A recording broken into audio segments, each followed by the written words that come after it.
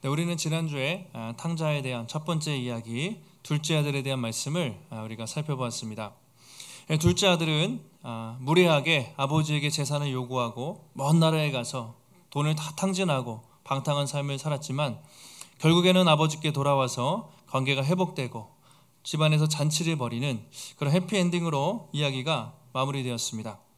이제 1막이 끝나고 다시 2막이 시작되는데 오늘 분위기는 조금 다른 것 같습니다. 많은 사람들이 즐거워하고 흥겨워하는데 그 잔치에 참여하지 못하는 단 한 사람이 있었습니다. 바로 그 사람이 누구냐면 돌아온 탕자의 형이었던 큰아들, 첫째 형이었습니다. 렘브란트 화가가 그린 탕자의 귀향 또는 돌아온 탕자라는 제목이 있는데요.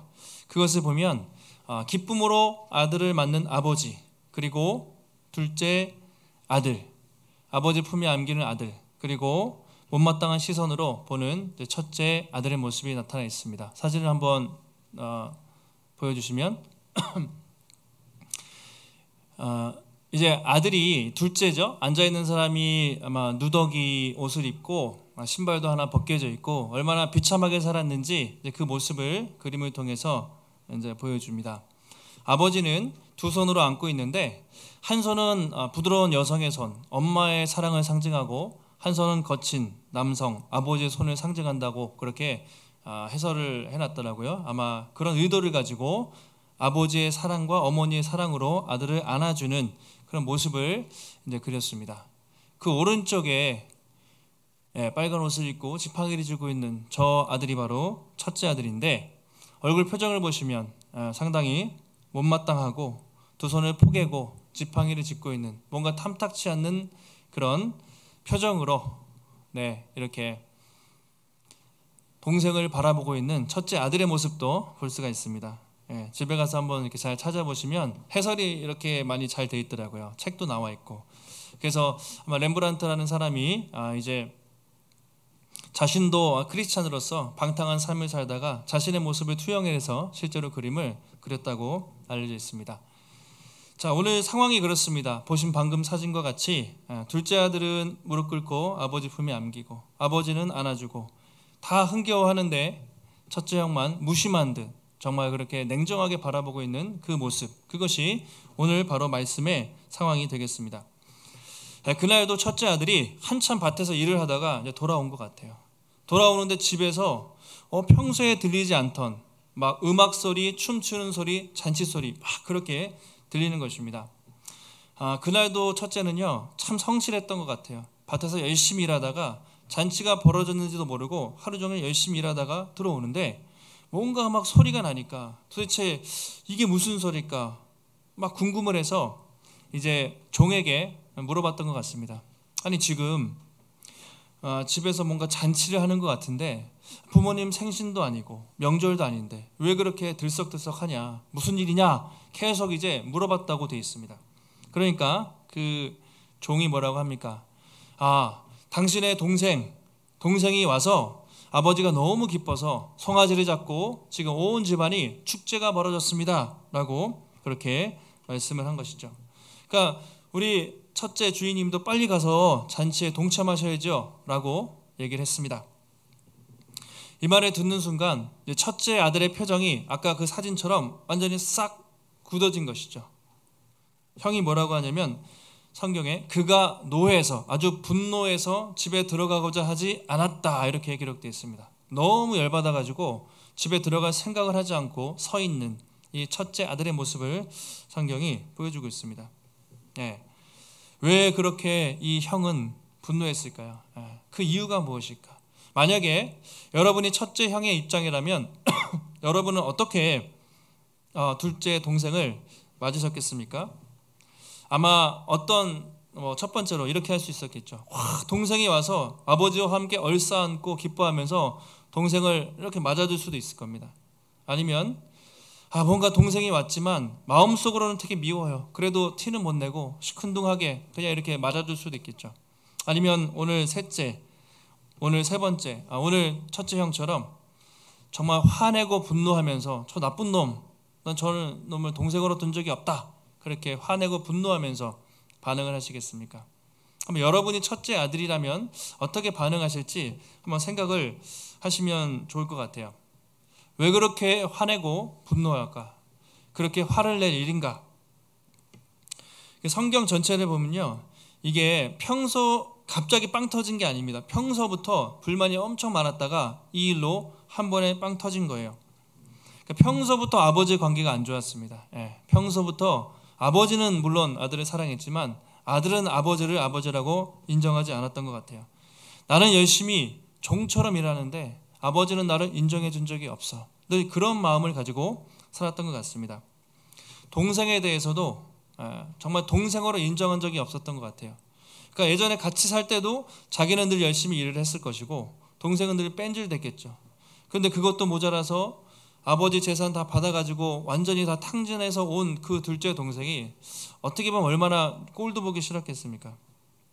가장 열받는 건 아버지의 행동인 거예요.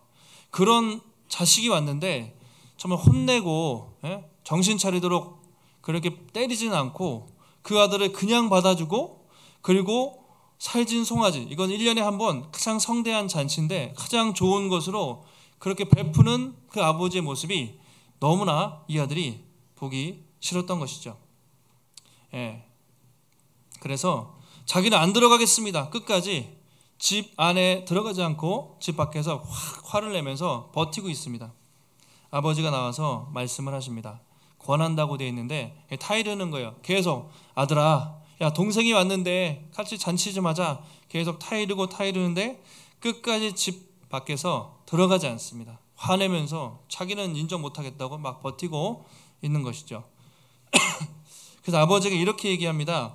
여기에 이제 둘째 형의 마음이 다 녹아나 있는 것인데 29절 보시면, 내가 여러 해 아버지를 섬겨서 명을 어김이 없는데, 아버지를 섬겼다는 말은요 종노릇했다는 말이거든요. 내가 아버지 종처럼 섬기지 않았습니까? 내가 그렇게 열심히 살았는데 내게는 염소 새끼, 그 살진 송아지는 가장 좋은 것이라면 염소는 가장 하찮은 동물이겠죠. 가장 하찮은 음식도 해준 적이 없다가 아버지 살림을 그렇게 다 탕진한 이 동생이 왔다고 저를 위해 송아지를 잡으십니까?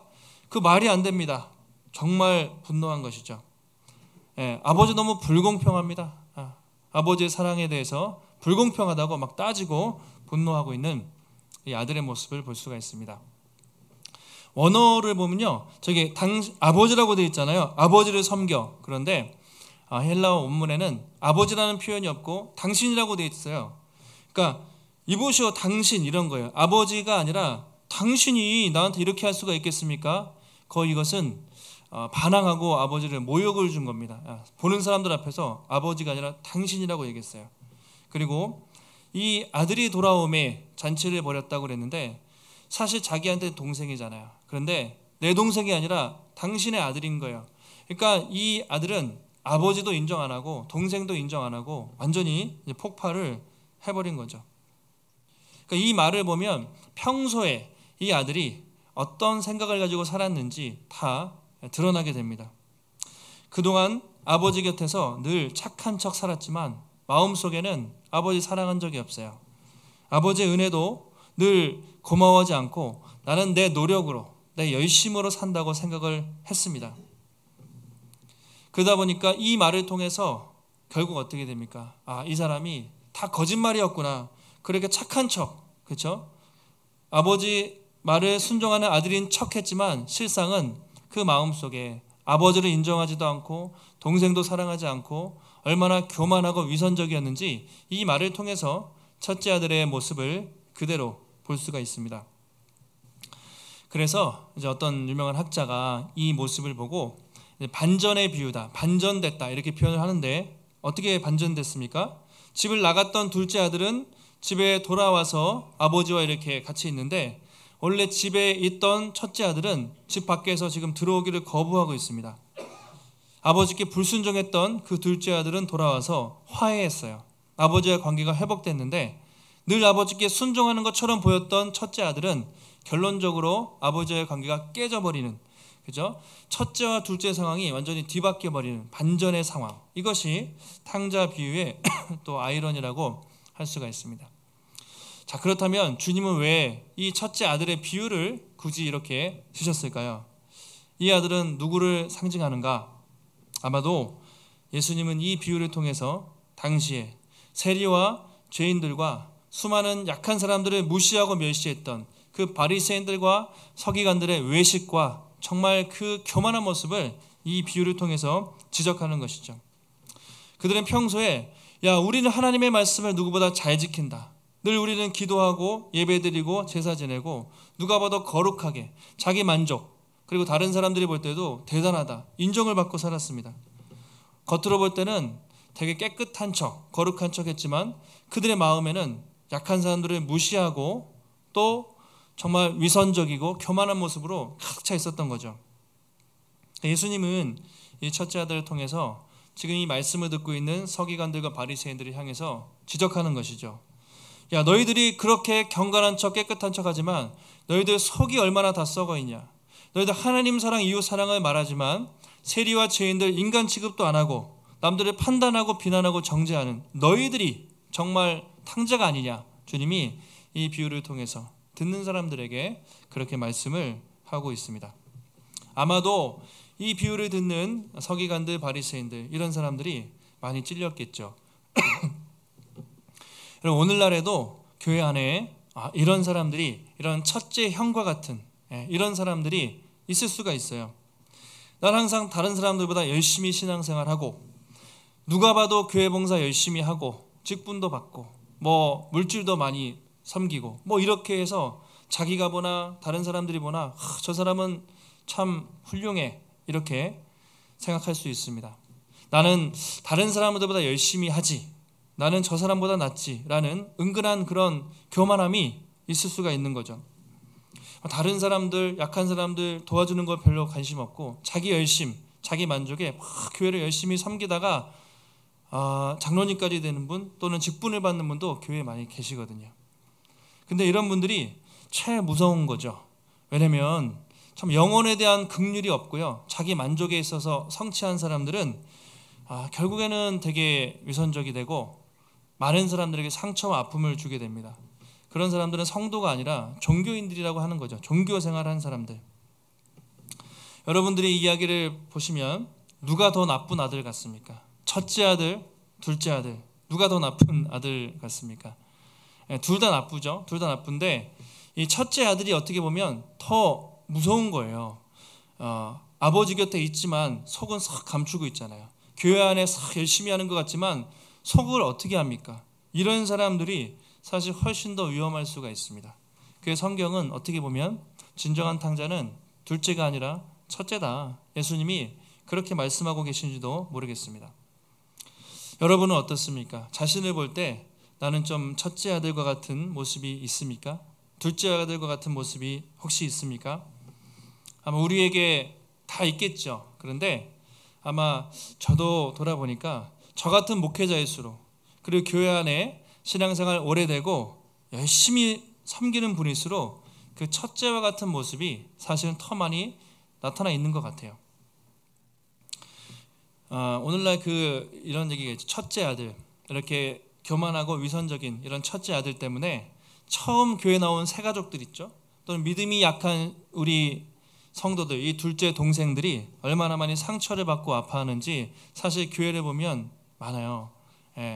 첫째 아들이 탁 왔을 때, 새 가족이 왔을 때 이렇게 잘 챙겨주고 이렇게 하는 것보다 오히려 판단하고 평가하는 그런 마음들이 교회 안의 성도들에게 늘 있을 수가 있다라는 것이죠. 예전에 필립 얀시가 쓴 놀라운 하나님의 은혜, 아주 오래된 책이고 유명한 고전이죠. 그 책에 보면 이런 내용이 있습니다. 미국의 시카고에서 한 목사님이 상담을 하시는데 이제 그 여자가 이렇게 얘기하는 거예요. 저는 사실 몸을 파는 창녀입니다. 그런데 한번 이 길을 들어서고 보니 참 사람들의 편견도 있고 헤어날 수가 없습니다. 너무 힘든데 더 안타까운 건 자기 딸이 생겼는데 방법이 없어서 자기 딸도 창녀가 됐다는 거죠. 그래서 몸을 파는 이 딸을 보면서 너무 마음이 아픈데 우리가 어떻게 살아야 되겠습니까? 상담을 그 여인이 했다는 것이죠. 그 목사님이 너무 고민되고 불쌍해서 밤새 생각을 하다가 다음날 불러서 이렇게 물어봤다고 합니다. 아니 그러면 시카고에 교회가 그렇게 많은데 왜 교회에 가서 상담을 받고 도움을 청하지 않았습니까? 이렇게 물어본 것이죠. 그래서 여인이 아주 표정이 굳었어요. 정색하면서 이렇게 얘기합니다. 아니 교회요?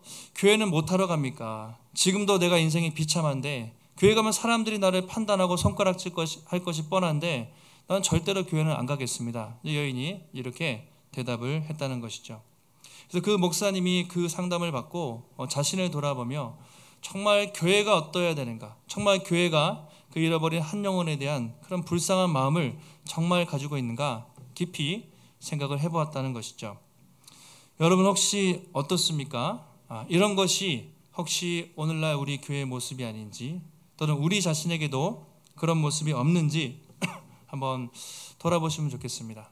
겉으로는 우리가 하나님을 예배하고 하나님 사랑과 이웃 사랑을 너무 많이 말하지만 우리 정말 속마음으로 내 마음에 안 드는 저 사람, 내가 볼 때 저렇게 신앙생활해서는 안 돼 라고 판단할 수 있고, 세상적으로 인정받지 못하는 어떤 직업, 어떤 외모, 어떤 조건이 있는 사람들을 나도 모르게 판단하고 또 평가하는 그런 모습이 우리에게는 없는가? 저 정말 생각을 해봤습니다. 만약에 이 교회에 지금 이 순간에 주일에 저는 정말 그런 여인입니다. 몸을 파는 여인입니다. 저는 정말 세상에서 그런 사람입니다. 우리가 손가락질 할 만한 그런 사람들이 이 자리에 왔을 때, 냄새가 풀풀 나는 정말 이렇게 노숙인이 왔을 때 정말 우리는 아버지의 마음으로 그 사람을 정말 환영하고 기쁜 마음으로 품어줄 수 있을까? 그런 생각을 해보게 되는 것이죠. 한번 여러분도 잘 생각을 해보시면 좋겠습니다. 정말 나는 그 잃어버린 영혼을 향한 아버지의 마음을 가지고, 정말 그 마음을 가지고 하나님을 섬기고 신앙생활을 하고 있는가?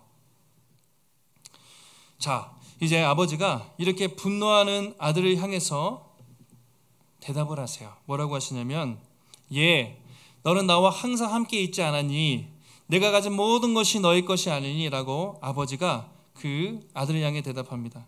보통 여러분 정말 아들이 당신이 그럴 수 있습니까? 멱살잡이 할 정도면 보통 쫓아내거나 날아갈 수가 있죠. 근데 아버지가 테크논이라는 헬라어는 사랑하는 아들아 이런 표현인데, 아주 친근한, 아버지가 어린아이들을 부를 때 아들아, 아이야, 친근한 표현입니다. 그러니까 아버지는 아들을 사랑해요. 지금도 그 과거에도 사랑했고 지금도 사랑합니다. 사랑하는 아들아, 내 얘기 좀 들어봐라. 아마 아들은 아버지를 아버지라고 인정을 안 했던 것 같아요. 그동안에도. 그런데 아버지는 내가 가진 게 다 너의 것이었고 나는 진심이야. 지금도 그렇게 얘기합니다. 사랑하는 아들아. 이 말을 통해서 우리가 아버지 하나님이 둘째뿐만 아니라 첫째 아들도 동일하게 사랑하신다는 것을 알 수가 있습니다. 우리 늘 이분법적으로 봐요.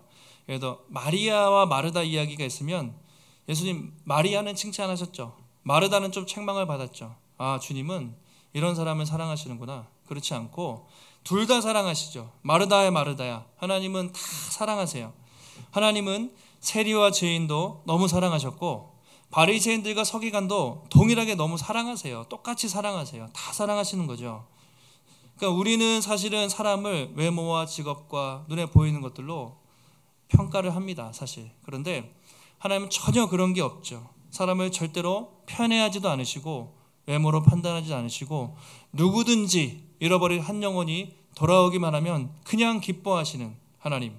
그래서 탕부 하나님, 사랑을 탕진하시는, 자기의 못난 자식들을 그냥 누구든지 끌어안으시는 그 탕부 하나님, 그 하나님을 우리가 이 말씀을 통해서 볼 수가 있는 것이죠.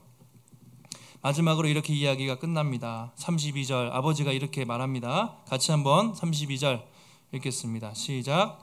이 내 동생은 죽었다가 살아났으며 내가 잃었다가 얻었기로 우리가 즐거워하고 기뻐하는 것이 마땅하다 하니라. 이게 바로 아버지의 마음인데요. 아버지의 마음은 다른 게 없어요. 첫째가 왔을 때도 그랬고 둘째가 왔을 때도 그랬고 지금 첫째도 죽었다가 살아난 아들이 돌아왔을 때 얼마나 기뻐하는지 첫째 아들에게도 나는 너를 동일하게 사랑한다. 돌아오라고 말씀을 하는 것이죠. 둘째는 돌아왔지만 첫째는 어떻습니까? 이렇게 이야기가 끝이 납니다. 첫째 아들의 반응이 성경에 나와 있지가 않습니다. 아마 의도적으로 예수님이 그렇게 하신 것 같아요. 바리새인들과 서기관들을 보면서 너희들은 정말 어떤 상태인지 한번 스스로 생각해봐라 질문을 던지시는 것이죠. 아마 성경의 결론을 보면 이 바리새인들과 서기관들은 끝까지 안 돌아옵니다. 세리와 죄인들은 정말 엄청나게 돌아와서 예수님을 믿고 하나님을 관계가 회복되는데, 서기관들과 바리새인들은 끝까지 안 돌아오고 결국 예수님을 거부하다가 어떻게 합니까? 십자가에 죽이죠. 이 하나님을 열심히 섬기고 하나님과 가까이 있는 것 같지만 그 속에는 온갖 교만과 악독으로 가득 차 있는, 자기 의에 가득 차 있는 그 종교 지도자들의 모습, 외식하는 사람들의 모습을 오늘 성경이 지적하고 있습니다. 우리도 항상 예배를 드릴 때 이것을 기억해야 됩니다. 이 잃어버린 한 영혼이 돌아올 때 주님이 얼마나 기뻐하시는지 그 아버지의 마음을 잘 헤아리고 사는 것이 중요한 것이죠. 오늘도 우리가 이 시간에 주일 예배를 또 드립니다. 또 사랑방도 모이고 여러 가지 봉사도 하고 섬김도 하고 좋은 일 많이 합니다. 물론 해야 되는데 가장 중요한 것은 무엇인가? 그 아버지의 마음을 알고 우리가 믿는 거죠. 지금도 하나님이 우리 같은 죄인을 받아주셨고 지금도 저 세상에 죽어가는 그 수많은 사람들을 하나님이 그렇게 기다리시는구나. 아무리 성도가 많고요, 교회가 화려하고 나중에 예배당 건물이 멋들어져도 정말 그 아버지의 마음이 없는 교회 있죠. 잃어버린 영혼을 향한 아버지의 긍휼이 없는 그 교회는 하나님이 기뻐하시지 않을 거예요. 아마 겉으로 막 멋있고 경건해 보여도 누군가 새 가족이 왔을 때 야, 이 교회는 사랑이 없구나, 나를 판단하고 평가하는 것 같아, 그런 첫째 형들로 가득 차 있는 교회라면 아마 둘째 아들과 같은 그런 새 가족들과 사람들은 교회를 찾지 않겠죠. 그러니까 우리 자신을 돌아봐야 하겠습니다. 우리 교회는 어떤가? 나는 어떤가? 예수님 앞에서도 계속 얘기하세요. 세리와 죄인들하고 먹는데 바리새인과 서기관들이 계속 비난을 하니까 예수님 뭐라고 하십니까? 나는 의인을 부르러 온 것이 아니라 죄인을 부르러 왔다. 그래, 건강한 자에게는 의사가 쓸데없고 병든 자에게 쓸데있지. 나는 누구든지 자기가 깨끗한 척하는 의인들에게 관심이 없고 나는 죄인입니다. 겸손히 나에게 나오는 그 죄인들을 부르기 위해서 이 땅에 왔다고 주님이 그렇게 계속 말씀을 하십니다. 오늘 탕자 이야기를 보면서 우리 안타깝게도 이 첫째 형은 집 나간 둘째 동생을 찾기 위해서 집에 밖으로 나가지도 않았고 돌아온 동생을 맞아주지도 않았습니다. 불쌍한 동생이죠. 근데 우리에게는 여러분, 예수님이 어떻게 하셨습니까? 집 나간 둘째 아들과 같은 탕자 같은 우리를 위해서 예수님이 어떻게 보면 진정한 첫 번째 형으로 오신 것이죠. 우리를 위해 오셔서 십자가를 지시고 구원하심으로 다시 아버지와의 관계를 회복시켜 주시고 하나님 나라 잔치에 참여하게 하신 것이 바로 예수 그리스도, 우리를 위해서 하신 복음의 내용이라는 것입니다. 주님이 이 땅에 오셨을 때 이렇게 말씀하셨죠. 내가 온 것은 양으로 생명을 얻게 하고 더 풍성히 누리게 하려 합니다. 더 얻게 하려 합니다. 양에게 생명을 주고 풍성한 삶을 누리게 하기 위해서 내가 이 땅에 왔다. 예수님은 우리에게 구원을 주시는 것뿐만 아니라요, 그냥 죽어서 천국 가는 게 아니라 이 땅에서 아버지와의 관계, 그 풍성한 삶을 누리도록 우리를 초청하셨다고 말합니다. 다시 말하면 우리는 하나님 나라 잔치에 여러분 초청을 받은 사람들이에요. 이미 천국에 가면 영원한 잔치가 있겠죠. 그러나 그때까지 이 땅에서 천국 잔치를 누리라는 것이죠. 여러분, 예수님 믿는 게 늘 십자가 지고 힘들고 물론 그런 부분도 있지만 성경은 결국에는 우리가 잔치에 초대받은 사람들입니다. 하나님 나라 영원한 천국 잔치가 언젠가 있을 텐데 이미 이 땅에서 그 아버지와의 관계를 풍성히 누리면서 잔치하는 것처럼 기뻐하면서 그것을 누리면서 복음을 전하는 삶을 살라고 우리를 주님이 불러주신 것이죠. 한 주간도 우리가 또 살아가시면서 아버지께 받은 또 그 은혜와 사랑을 기억하시고 나는 정말 첫째 아들과 같은 교만한 모습이 없는가 돌아보시고 여러분, 날마다 잔치하는 것처럼 아버지 하나님과 정말 풍성한 관계를 누리셔서 종교인이 아니라 아버지의 관계를 누리는 하나님의 백성으로, 그리고 날마다 주님의 마음을 잘 헤아려서 지금도 주님을 알지 못하는 그 많은 사람들에게 또 하나님의 사랑과 그 복음을 증거할 수 있는 복된 성도님들과 교회가 될 수 있기를 주님의 이름으로 축원합니다. 하나님 감사합니다. 오늘도 주님의 말씀을 통해서 다시 한번 잃어버린 영혼을 향한 그 아버지의 마음을 다시 한번 깨닫게 하시니 감사를 드립니다. 그동안 혹시 나도 나 혼자 신앙생활 열심히 하고 하나님 거룩하게 산다고 했지만 하나님 사랑과 이웃 사랑을 실천하지 못하고 마음속으로 다른 사람들을 판단하고 비난하고 정죄했던 모습들이 있다면 주님 이 시간 회개하오니 하나님 우리를 불쌍히 여기시고 우리도 한때는 그 악한 죄인이었다는 것을 기억하며 지금도 그 잃어버린 한 영혼 돌아오기를 애타게 찾으시는 주님의 그 마음을 품고 아버지의 사랑과 그 복음을 전하며 살아갈 수 있는 복된 성도들과 교회가 될 수 있도록 주님 붙잡아 주시옵소서. 하나님 오늘도 주의 전에 나올 때 마음을 다해 드린 또 귀한 예물들 하나님 기쁘게 받으시며 날마다 우리의 삶 속에 하나님이 모든 인생의 주인이심을 고백하며 우리의 삶을 주님께 드릴 때 날마다 일용할 양식을 채우시며 우리의 삶 속에 부족함 없이 날마다 채우시고 공급하시는 하나님의 놀라운 손길을 날마다 경험할 수 있도록 주님 붙잡아 주시옵소서. 모든 말씀 거룩하신 예수님의 이름으로 기도하옵나이다. 아멘.